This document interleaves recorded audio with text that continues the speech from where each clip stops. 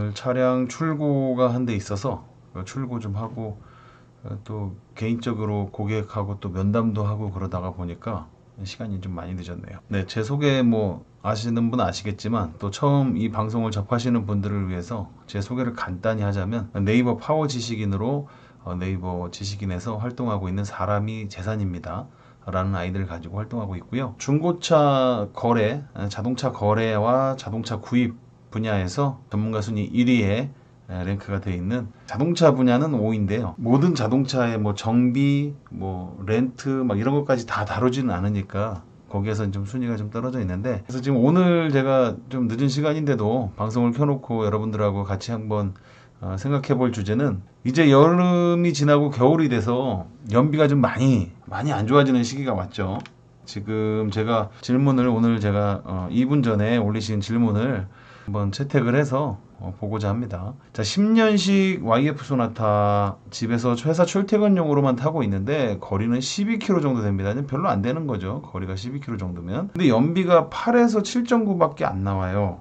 공인 연비는 13인데 뭐가 문제일까요? 엑셀 밟을 시 엔진 소음이 크게 느껴지고 출력도 떨어지는 느낌이 나네요. 네, 이건 뭐 2010년식이면 그때 이제 복합 연비 계산이 아니라 거의 고속주행 연비 뭐 이런 식으로 아마 연비 계산이 이루어졌을 수 있습니다. 그래서 실제로 YF 소나타 뿐만 아니라 뭐 같은 현대 자동차의 아반떼 MD, 뭐 AD 뭐 이런 것들이 이제 다 GDI 1.6 엔진이죠. 그런 것들을 우리가 봤을 때 실제 시내 주행 연비가 한 9km, 8km, 9km, 잘 나오면 10km, 11km까지도 나오는 경우가 있긴 한데, 시내 주행이라는 게 시내 주행 특성상 가다 서다 가다 서다 반복하죠. 그러면 저단에서 고 RPM을 쓸 수밖에 없는 구조죠. 그러다 보니까 실제로 우리가 복합 연비로 뭐 13.9km라고 나왔어도 실제 시내 주행은 10km 미만이거나 11km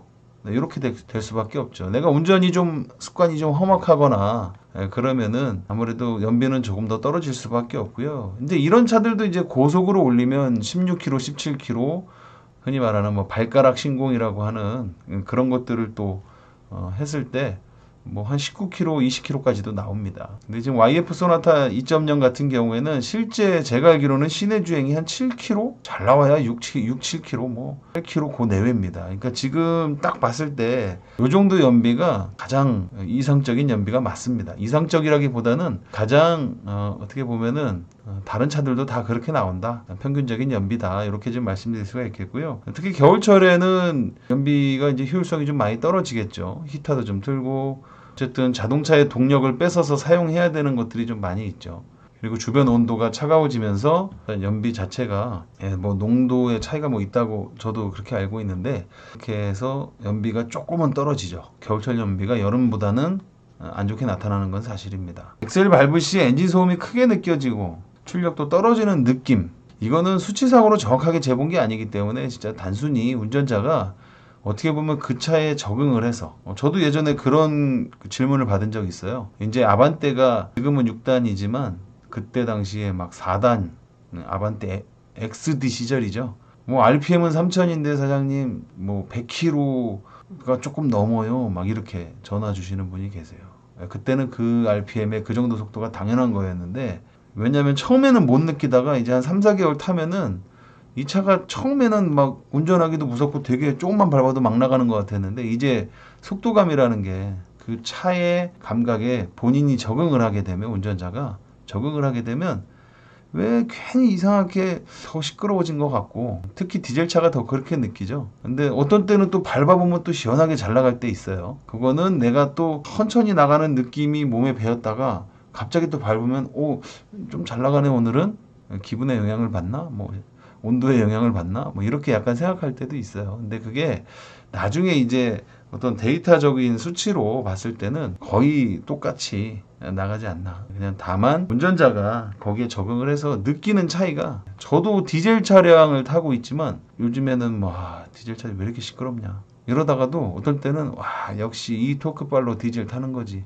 오늘은 좀 조용해졌네, 뭐 이런 저 혼자 그냥 느낌입니다. 그럴 때는 뭐 YF 소나타가 아시겠지만, 여러분들도 아시겠지만 세타2 엔진이죠.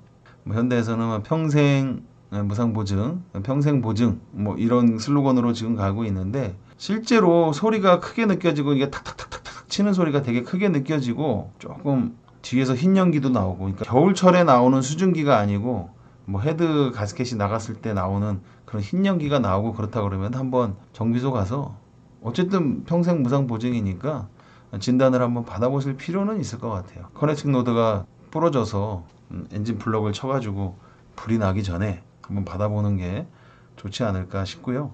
일단은 요 정도 연비는 기본적인 연비라고 보시면 됩니다. 우리가 이제 흔히들 차를 사시면 공인 연비에 대해서 많이 이렇게 맹신을 하시는데 제 차도 뭐 실제 공인 연비 16km 막 이렇게 16인가 14인가 기억이 안 나네. 그렇게 찍혀 있는데 실제 달려보면은 뭐 시내에서 11km, 10km 조금 밟으면 막 9km도 나오고 그래서 이제 고속에 올리면은 이제 막 16, 17, 18 뭐 진짜 잘 밟으면 막 23km도 나오고 이 연비에 대해서 많이 민감하신데 중형차부터는 연비 생각하면서 타는 차는 아닙니다. 솔직히 연비를 고려한다면은 지금 volkswagen의 2.0 TDI 엔진이나 뭐 아우디, BMW 이쪽에 2.0 디젤 엔진 이런 것들이 연비가 좀 잘 나오고요.